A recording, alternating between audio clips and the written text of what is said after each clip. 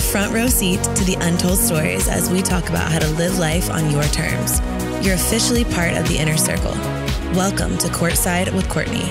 And don't worry, I comped your ticket.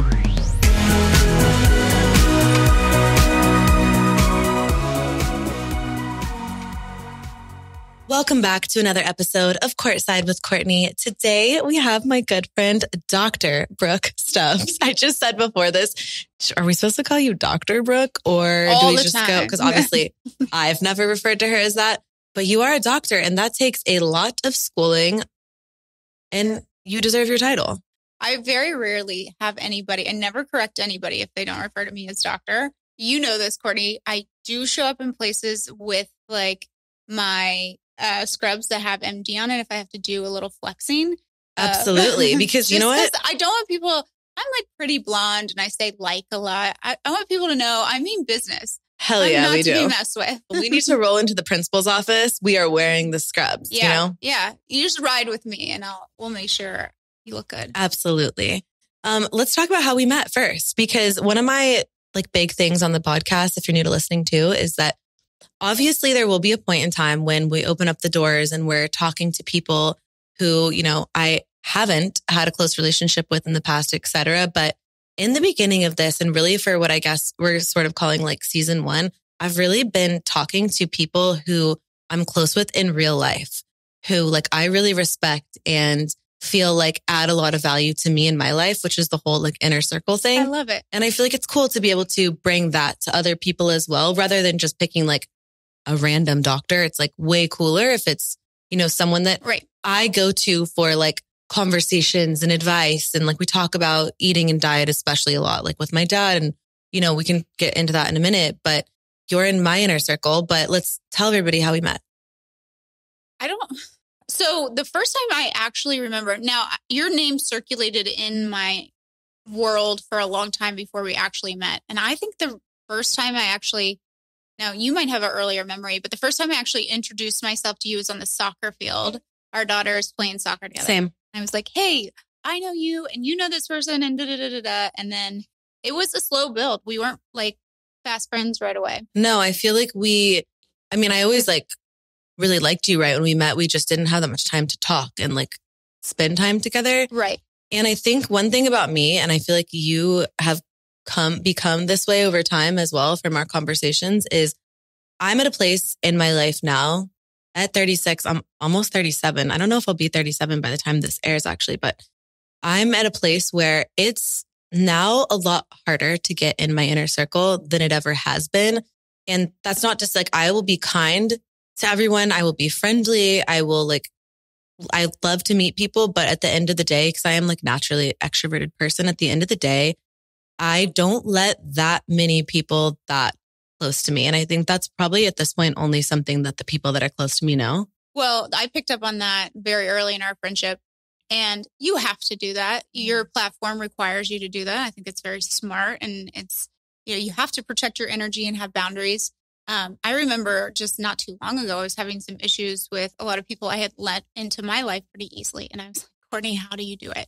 How do you, keep them from getting so close to you? Because I think I'm more of just more of an open, like, yes, everybody, I want everybody to like me. I'm getting over that. Seriously. I used to be that way too, though. Like we're naturally open, like we naturally share. And I mean, you have a platform too, as well. Right. And I think that on any scale, when you have a platform, it's typically because you like to share, you know? Right. And I think, and obviously being a doctor, you like to help people and you like to share.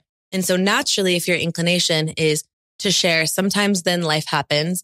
And I think it's one of those things where when people prove to you time and time again, either maybe they don't have the best intentions, they want something that there's ulterior motives, or they present to be one way and then aren't all of a sudden, whatever it is, right? Like over time, you learn that not everything is as it appears, and your energy is absolutely worth protecting. You're also very intuitive. So I feel like you always know, but both of our issues is because we're genuinely like kind and good-hearted, we like assume the best of others a lot of times. Right. I see the potential that something could be before I really take note of how they're acting towards me. Yes. And I am very forgiving in that sense, which is fine to some degree, but then that can create a toxic pattern. And I think what I see in the people that end up giving me my intuition kind of a shake to say, like, I don't know if you really want this person around you, is if they don't know themselves well. And I think that is probably similar to people I've watched people do that. And when I was younger and didn't know myself as well, I could sense that people were kind of, keeping their distance. And I think that for me now, I see that, I appreciate that. And you don't want people in your life that can just be easily influenced by anything, right? You want people in your life who know who they are and they have good values and that your values are similar. Like that's another Absolutely. reason why sometimes people just don't jive, because you don't want to be judgmental. Everybody has their journey, but also you create an environment that really works and is cultivated for what you believe and what Right. what you honor in your life.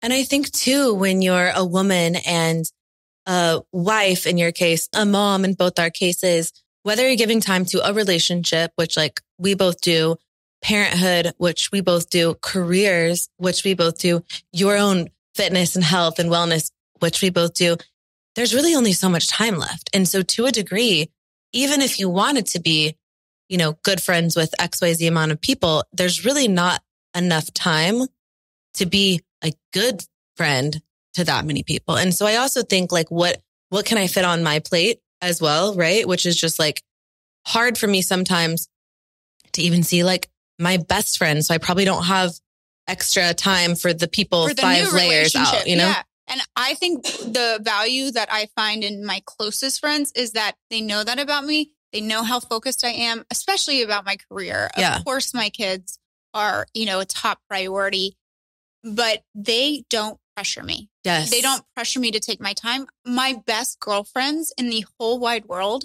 I don't ever see. I live in Austin, Texas. They live in my hometown of Lexington, Kentucky. I will fly home for a family week and my girlfriends will not pressure me to see them. They know I am there. They love me. They don't have to take it from me. Totally. And I think that that's a really strong indication of a good friendship. The lack of almost like expectation and pressure, because I do think that there are friendships, especially when you're younger, where people are like, well, you haven't like called me and you never call me and I never see you. And like you hang out with other people all the time. And it's like, I think that, and Allie and I actually just had this conversation the other day, and Ava and I did as well. I need to get Ava on the podcast soon. But Ava and I did as well. And it was a conversation surrounding like, look, at the end of the day, like your people show up for you and they have an understanding of the time you have. Maybe 1 week, I'm calling you 3 times a day. And maybe 1 week I barely remembered to eat lunch today. And I'm like doing my best, but you know that if I love you, and it's not a reflection of how I feel about you. Right. So let's talk about friendship buckets, because this is something I talk about in dating a lot as well. Okay. I think that at the end of the day, you should put people essentially in buckets. Now, I have defined this theory a lot more clearly with dating, but I do think for friendship, there are people who you just don't want to be friends with, don't vibe with, don't click with. And you can even see this on like a kid level. Like our girls are friends too, which is amazing. And it was like a slower burn for them as well, actually. Oh, it totally was. And now they like love each other and it's really, really cool to see. But I think like at the end of the day, there are people by the way, Sloan was so cute. She came home. What day was Kinsley's birthday? The 23rd. Okay. So she came home that day and she goes, "Hey mom, today was Kinsley's birthday." Not her actual party, but her birthday was today. And that's so cute. You're so cute. You're like, good to know. She's 6. Like she's a lot less emotionally mature than Kinsley, but oh God, it's so precious. She was Sloanie so is excited the for her. Oh, okay. Okay. I Sorry. I totally interrupted. No, you're good. You're good. I was just saying, I think that there are people, and you can even see this, like just humans in general. And you can see this in kids, is where I was going with it, where like, you just don't really get along. Maybe you don't connect. Maybe you don't like them. Maybe you don't vibe. Maybe you have complete like pillar misalignment, or maybe you just like don't have anything in common. And they could be a great person. It has nothing to do with like someone's character per se, although it could, I suppose. Yeah. So there's people you just like, you don't really fuck with. Like they just don't, they aren't your people. It's not part of your world. That's okay. Then there's other people that are friends, sort of more like acquaintances. 100%. Because either like bandwidth, B, pillar misalignment, maybe like you really like them, maybe you like, work out at the same place as them or whatever. And like you get along and you talk, but there's something about them that just wouldn't be like your best friends, like your close friends. And so that's like arm distance friends. And then there's friends that are like your people. Those are like your ride or die people. You genuinely like can tell anything to, trust. And those friendships even look differently because like you said, that you could see somebody every day or you could see them once a year or not. And you could still have like that really tight knit friendship. There are also friends that you could have been friends with for a long time or friends that you have once been close to and then you've grown apart from. And sometimes, because of, whether it's like their actions or you don't have time or your interests are different now, you're in two totally different places in life, like whatever it is, I think that the buckets can flex a little bit, but it's almost important to identify at some point what bucket someone's in. I think so too. And I think that when you said the bucket where they're like your ride or die, I think I would add like a halfway bucket there where between like 2 and 3. Yeah, they're acquaintances, but more than acquaintances. And then there's like the real true ride or die that you see every day. And then there's like the old school ride or die, and you might not really affiliate with them in your daily life anymore. Yeah, but like, if you needed them, you would bail them out of jail if they needed you, but like you don't talk to them on a regular basis. Right. And I think just as important as identifying in your mind what those friends are to you is communicating, and maybe not so straightforward, but, subtle things, but communicating the expectations for that friendship. Yes. And I think too, the between bucket thing is really important. It's almost like a shade dibs 2.5, which is my favorite, by the way. Which is your favorite shade. But I think the 2.5 too, because maybe your intentionality is like, I could see this being a bucket 3 friendship, just need to like invest more time and have that person invest more time and like show up in that way. But like it could go there and feel them out, and not put too much pressure on the situation. Totally. Kind of like dating. Yeah, no, I mean, it is in a lot of ways, but I think, not everybody's for you and that's okay. Yeah. And I think it's just like an interesting conversation to have about adult friendships because I feel like it still takes navigating, hard. Yeah. And it's okay to bring somebody in and then realize it's not working out and putting distance between you and that person. I think that's and I don't always do it so intentionally. I am, like you say, we both are very, very busy. But if you find a red flag, don't ignore it. You can sit on it, but like put it in the back of your mind, especially if I've been through some toxic situations with friends. Don't care to talk about it here because I still love them. And it's always like on my brain that I hope they are well. But, you can back away from friendships that are no longer working for you, no matter how the expectations started. Yes. I like to call it a slow back away. Yeah. Because sometimes it requires a conversation and sometimes it doesn't. Like sometimes it's just saying no more often. I think if there's a problem, people know what's happened. You don't always have to say, this is why I'm backing away. 100%. I also think too, like women in general, you can tell when someone genuinely supports you and wants the best for you versus when they don't. Oh my God, 100%. I could die on this hill right now. Oh yeah. I, like you said, when you have a platform, you know it even more because also where I am in my platform versus where you are, everybody's we're all trying to keep going and trying to get to where our ultimate goal is so we're on the climb. And you see other people on the climb with you, and some are very supportive and some are a little more quiet and they want you to support them, but they're not reciprocating that support. And I don't know. I'm all about bringing people up together with me, but I do. But that's because you're genuinely confident and you understand something that I think is really important to understand, which is that just because someone else is successful, just because someone else is beautiful, just because someone else is kind, just because someone else has a dream relationship does not mean that you don't or that you can't.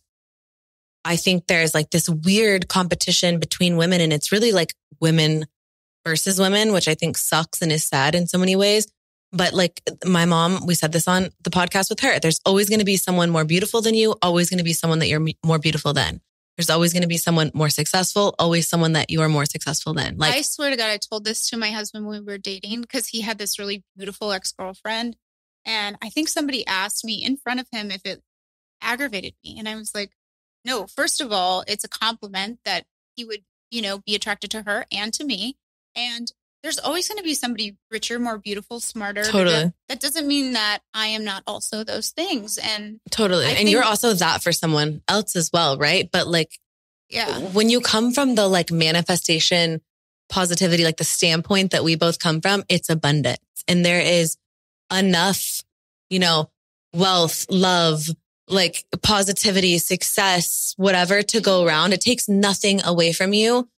I actually do something that I don't know if I've ever actually shared or pointed out, but I actually intentionally compliment beautiful women consistently and women in general, because I find that a lot of people don't compliment beautiful women.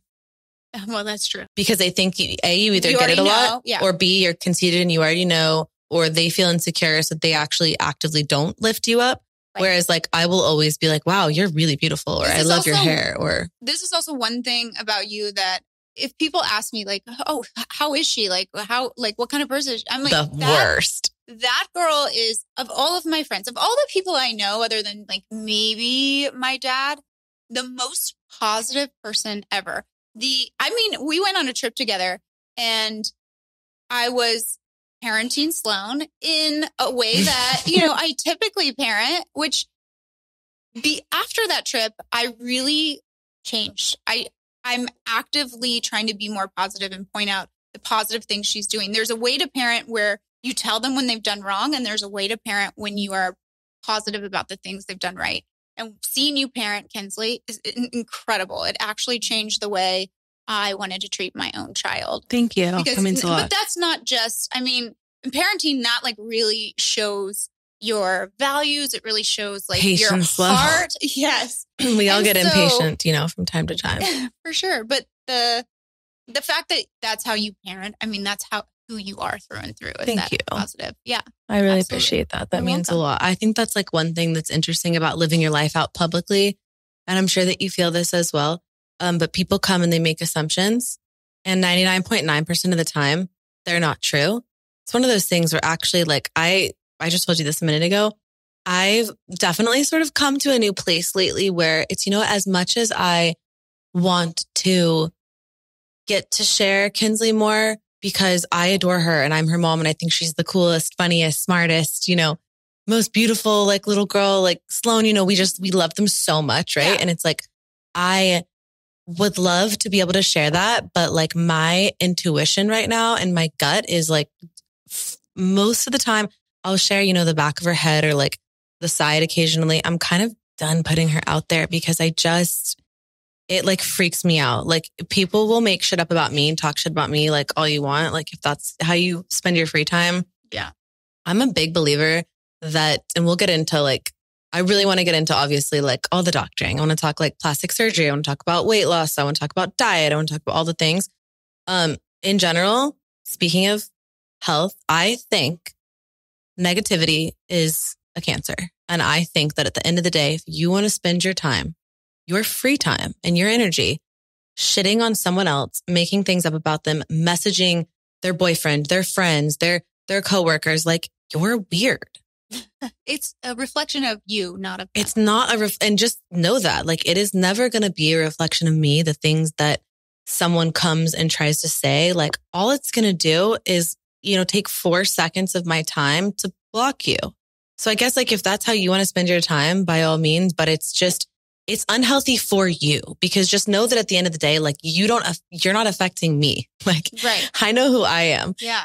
It's unhealthy for you. So I would encourage you, if you're someone that acts that way, whether it's like talking shit about someone's parenting which is by the way, not the only reason I don't want to show Kinsley. I just feel like there's a lot of like creeps and weirdos on the internet. And I don't like older she gets, like the thought of that like makes my skin crawl. Uh-huh. I know you understand. And at the end of the day, like as a parent, like your instinct is like protect. Yes. The biggest lesson that I have learned that has radically changed my whole life in recent years is that I'll be in a room and say I'm giving a speech to 1,000 people. There are going to be 1,000 different views or opinions of who I am.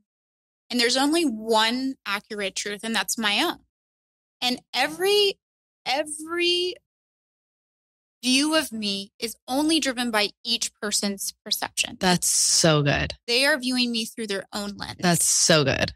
And their own experiences and their own positive things or negative things or traumas and whatever else. And they can only see in you what they've been able to see within themselves. So if you see somebody beautiful on the street, that's the beauty within you radiating. If you are judging every single person on the street, it's because you're in judgment of yourself. It's so true. It's always like, it's the old thing, like when you point one finger at someone else, you have three pointing back at yourself. And it's so true, because every time when someone comes at me, especially about specific things, like even when I was going through my divorce, right? People, oh, I can't believe that you would get divorced and blah, blah, blah, blah, blah. And it's like, they're miserable and trapped in a loveless marriage. And they're like pissed at me that I'm taking an actionable step. Or whether it's like someone is really upset, like, you're so beautiful. Like every single time I see you, I'm always like taken aback because you're so beautiful. It's one of those things, if that pisses someone off, like, it's kind of on you. It's because you don't feel beautiful. It's not because you're doing something, you know? Right.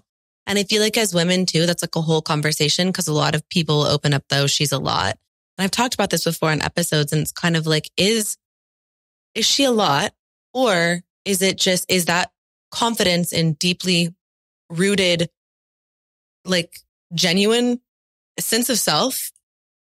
Is that like triggering something in you because you don't know who you are? The answer is yes. Yeah. The problem is the people not being consciously aware of it. Totally. And living in that pain and continuing to perpetuate that. So yes, it does trigger you.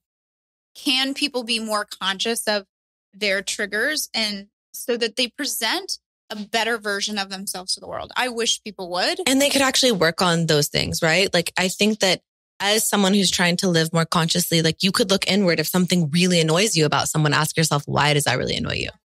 Recently, a friend reached out, and she's always been kind and genuinely wanted good things for me. Said something about me posting things in the car. And one of her comments was like, it's really selfish. And I was all of a sudden like viscerally had a reaction to that. And instead of saying that was a really mean thing for you to say, I said, okay, I'm taken aback by the comment. I'm going to look inward. I'm going to figure out why that affected me so much. You're really good at doing this. And you do this in real time. I've noticed this. Yeah. You do take inventory as you go. I do. I don't speak until I've figured it out. I think I used to do that and it got me into trouble. And so now I really filter. I get through that prefrontal cortex before. I'm not a reactor anymore. What was the conclusion on that? I'm curious.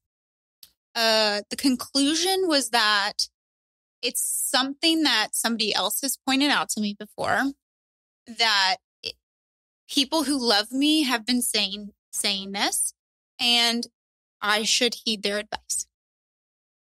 And so that is what it is. And so I'm going to not do any more posts while I'm driving, as much as I hate it. Yeah. But I think if people who love me are concerned, and it certainly is not like something that I can really defend, then what is it to me to give it up? Yeah, that makes sense. I think, again, that's like good growth in anything, because there will be a lot of times when something happens and you analyze it and you're like, okay, like, this one's not on me. This is like they're, projecting something or whatever, right, versus being like, okay, I could probably work on that. The other day, someone said to me, and I was like, you know what?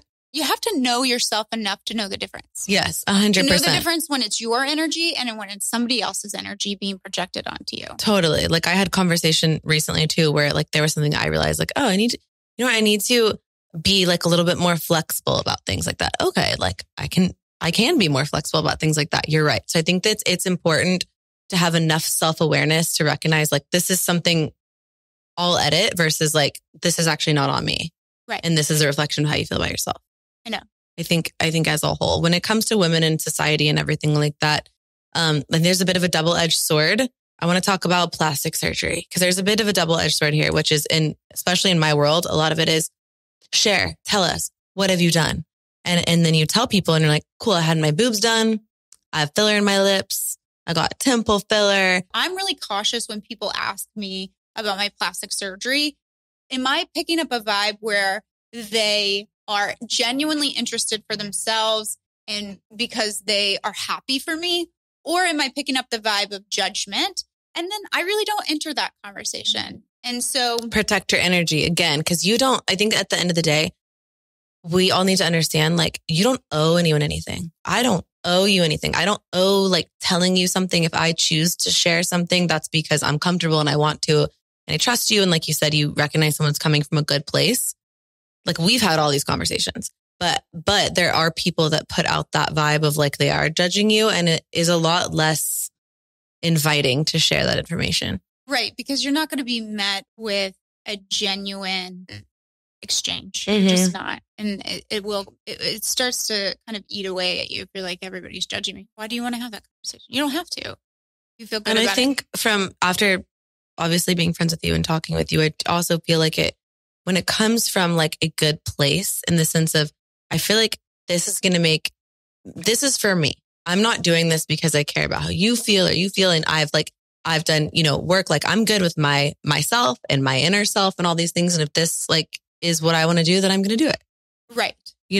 I'll tell you, I've had my breasts lifted and augmented since having babies. And Same. That was an incredible decision for me. Same. I used to literally I feel like I couldn't even wear certain outfits and certain dresses because they were like saggy, or the bra was like, I could never, it's major. I bent down one time and my boob literally fell out of my bra. And I was like, motherhood. It's time. Motherhood. Yeah, we're not waiting any longer. Someone told me one time I was in Nordstrom and I was pregnant, and they said, when you're done breastfeeding, and I breastfed Ken's for like 8 months, I think it was. When you're done breastfeeding, your boobs will be like socks. And I was like, I don't understand. Like I didn't understand. I was like, I don't get it. I get it now. So true. Pancakes, socks. Yep. If you know, you know. If you know, you know. So they're not pancakes or socks anymore, and I'm glad. Yep.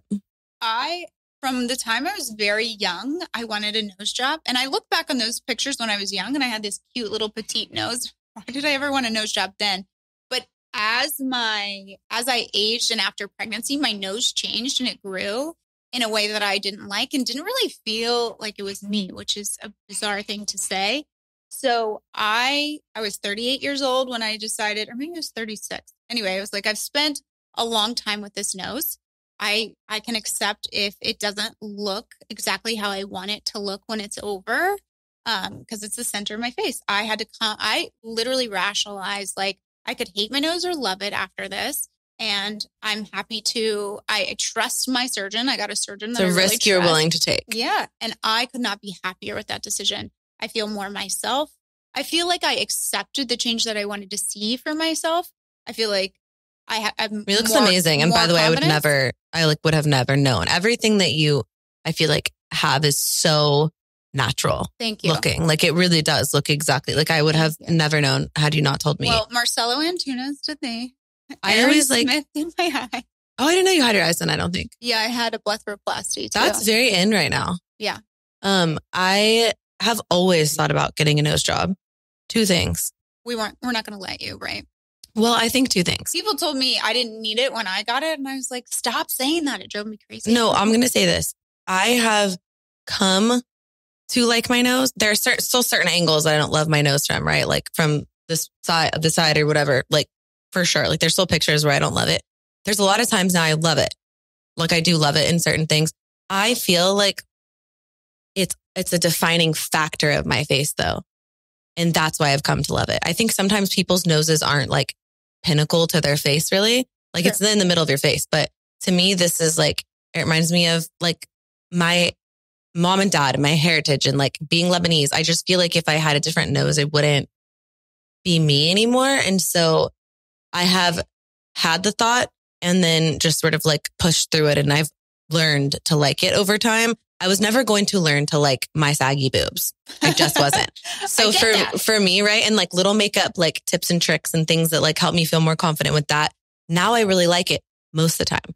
And so I think that there are things for me where it's like, this is something I can learn to love and have learned to love. And then there are some things that I just would never love and have no desire to learn to love. And more power to the people who don't feel any need to get plastic surgery and to live with saggy boobs or to live with, crepey skin here or there.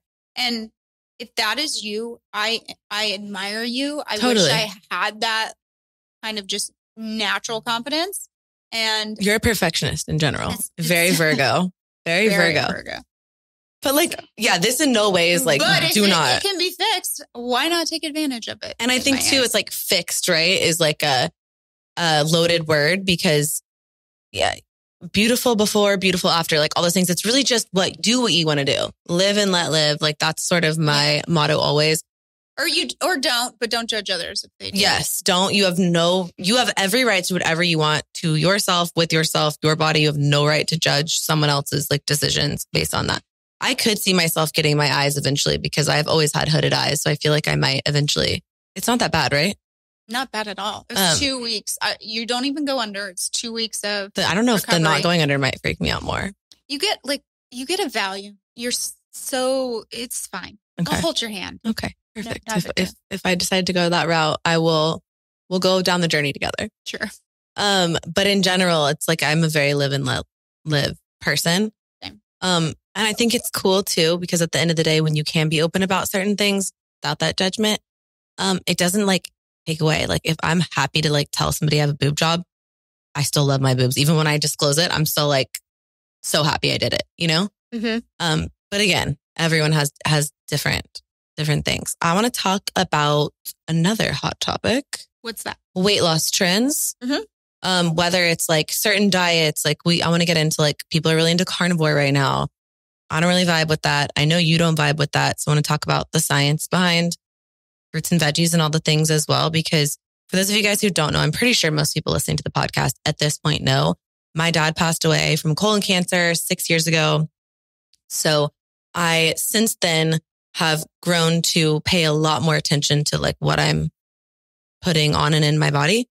Mm-hmm. And this is like a conversation surrounding that. That's like one of the, like huge reasons why you and I opened up a conversation about all of this is like, I wanted you to like get an eye on like the picture and what do I need to be eating and why should I not eat that or what should I eat and really where to focus in just so that those like one less thing to worry about. Yeah. But like whether it's like diets or like diet culture or weight loss trends of like Ozempic and things like that, I want to talk about pros and cons and all the things. So I'm glad we're talking about this because now here's where I'm going to get kind of nerdy. I love it when you get nerdy. So the colon cancer rates are expected to double, especially in a young population, less than 35 in the next 6 years by 2030, right? Which is terrible, but this is all related to lifestyle. And so that's the good news is we can reverse those trends.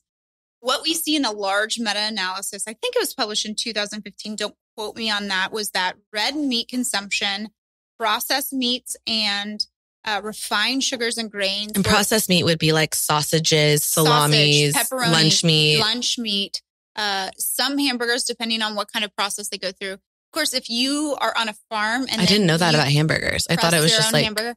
Yeah, it depends on the processing that goes through.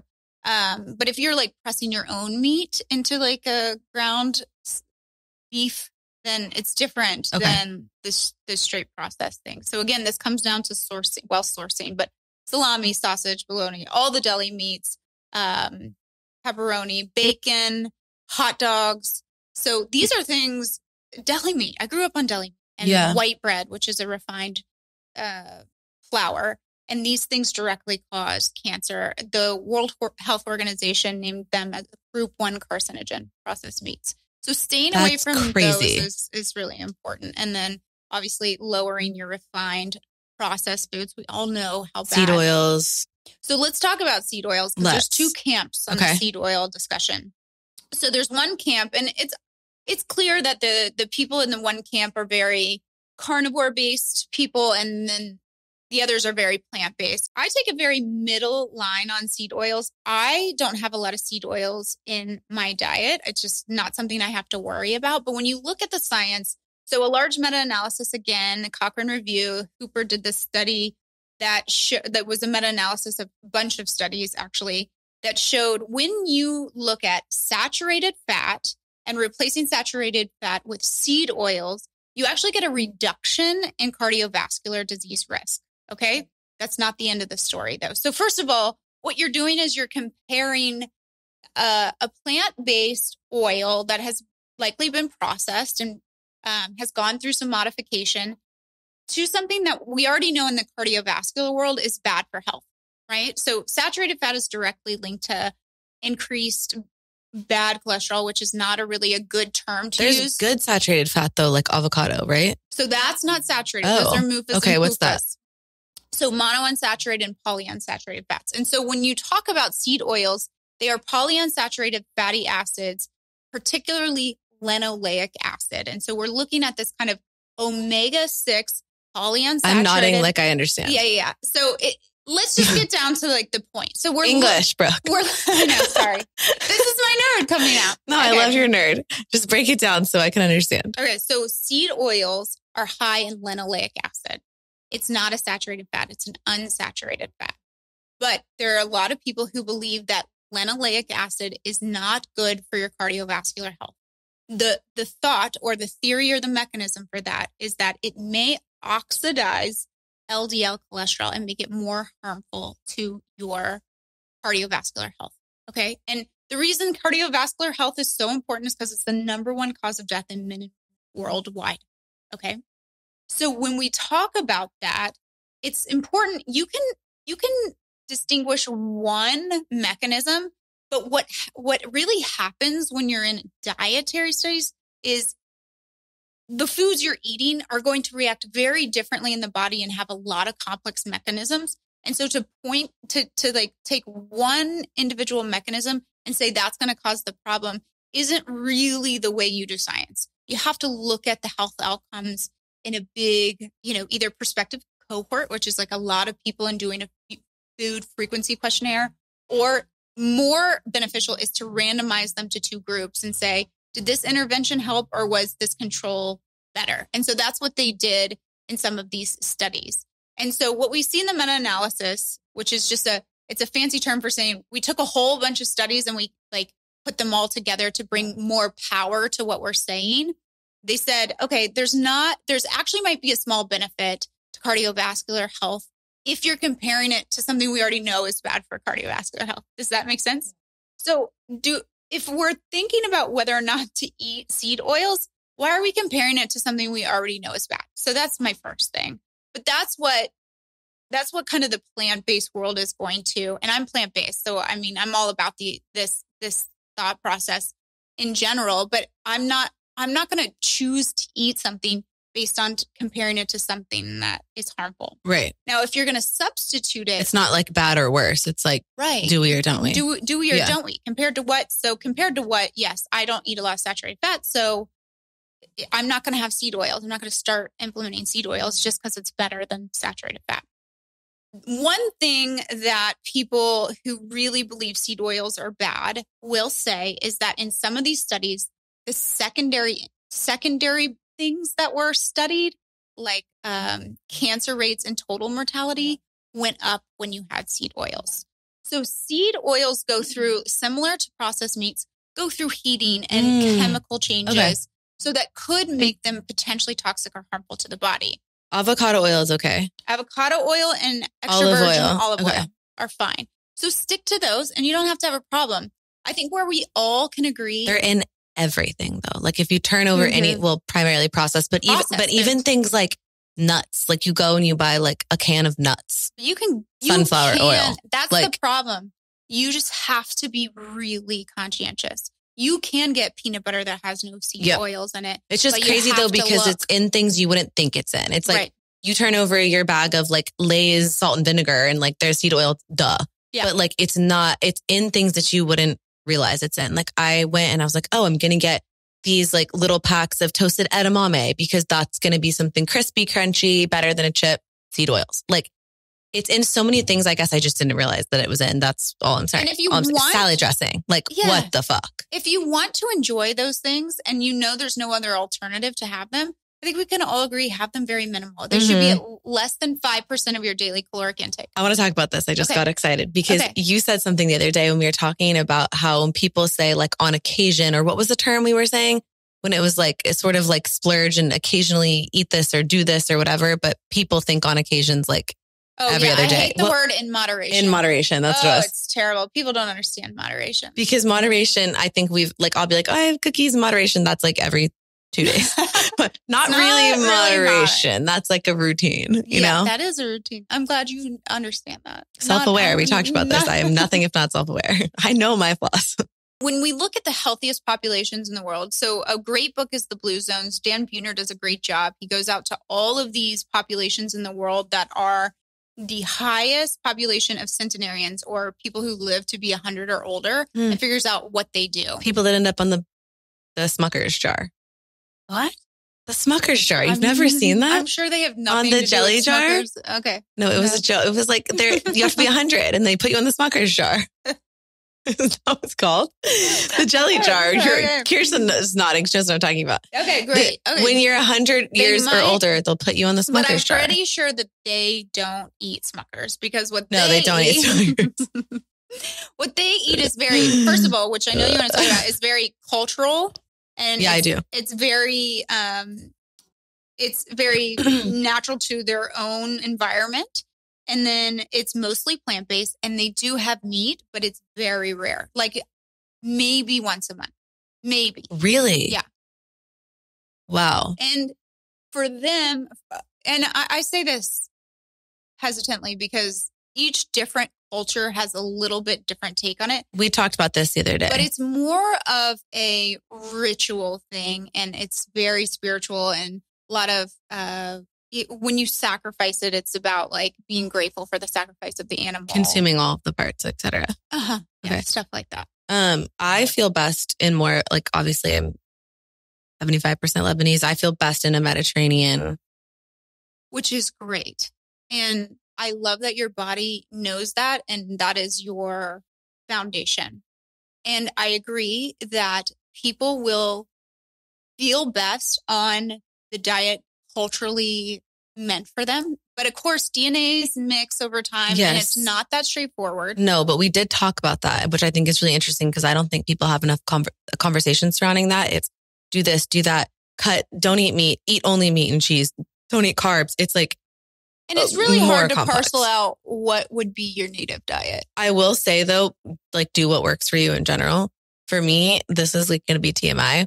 But when we start talking about things I should and shouldn't and could, like whatever frequency for like the cancers in my family and all the things, we're like up the fruits, up the veggies.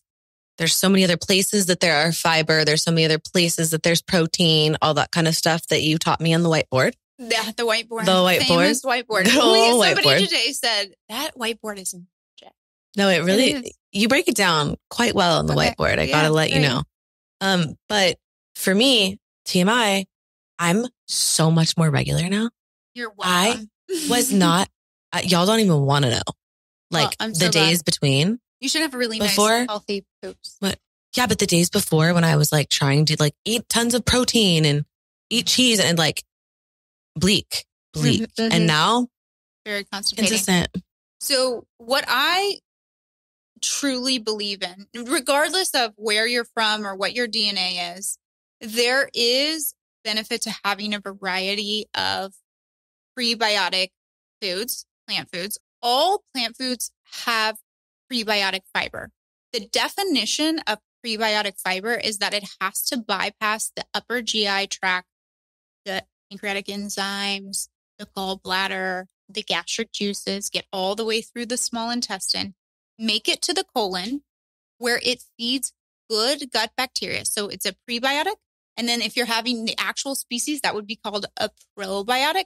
And then the last part of the definition of a prebiotic is that it causes the secretion of a postbiotic, which is the short chain fatty acid. Those short chain fatty acids are magical little things for your health. They decrease inflammation. They control your cholesterol. They allow your body to reduce, they allow your body not to react to basically a foreign substance. So if you're eating a lot of processed foods that gets into your circulation in the upper GI tract, you're going to have all sorts of inflammation. Your immune system is going to come and attack that insult and figure out what to do with that. And if you keep giving yourself insult after insult, your body remains inflamed all the time. And that's how disease starts, whether it attacks your kidneys or your liver or your joints or your head. When you have red flags, when you have a headache or when you have joint pains or when you have GI upset, or, that can be a little bit, that could just be gas, but these are red flags. PSA. Yeah. These are just red flags to say something's going on. Your body is inflamed. There's a problem here. We've sent out the infiltrate to figure it out. Maybe you should take note of what you're putting in your body. Yeah, and absolutely. So that's why a variety of plant foods is really important, because every different plant is going to have a different prebiotic that's going to feed a different good bacteria. Yeah. Good gut bacteria. And then you're going to be regular. You're going to poop like a dream. No, seriously. Like, it really is a game changer. So you just gave me that. And then I'm like, I'm being too nerdy. No, I understood it. That was like, yes, doctor confirmation. Other thing that I feel like is always a buzzy topic, weight loss things. Like, I don't know if there are pills, but there are shots. There are things pills. People, is it the same? Yeah. You can take a oral form of Ozempic. Okay. It's pros, cons. Who's it for? Who's it not for? Mm-hmm. Long, like, they don't know long term, really, right? Or do they? We really don't know in terms of in healthy. Well, when I say healthy, and use that term lightly, undiagnosed people, we don't know. We don't know. We have a little more data. So the first GLP-1 agonist was in 2005. What's a GLP-1 agonist? That's what Ozempic is. Oh. That's the mechanism of action. Okay. Byetta was the first one. And the reason it was made was because it attaches to the pancreatic islet cells in the pancreas too. That was a little redundant. The reason it was made was to cause secretion of insulin from the pancreas for diabetics. Yes. And they just noticed that these people on GLP-1s were losing quite a bit of weight, which is great for diabetes. Is part of what we would call a metabolic syndrome. And it often, not always, but it often accompanies things like obesity and heart disease. And when you have obesity, that in of itself predisposes you to other very bad chronic diseases and cancers. So having a good composition of body fat and muscle is important. And if you have too much adipose tissue, they secrete things like adipokines, which are inflammatory cytokines that send dysfunctional signals. It's a hyperinflamed state, and it should be taken care of. And whether you're doing that on your own through lifestyle, kudos, because it's very difficult. Your body has its own biologic mechanisms to slow down your basal metabolic rate and to slow down your thyroid production and to increase your hunger once you get past a certain percentage of body loss, because it feels like it's starving. And, we're very primal and primitive. We want to hold on to body and fuel sources in case there is a famine. So it's very hard. It's very hard. Whether you do that with medicine. So more than just Ozempic, the phentermine was on the market way before, a long time ago. I don't know the date of that. That's a stimulant medication. It has, some cardiac side effects, things like that. It does help with weight loss,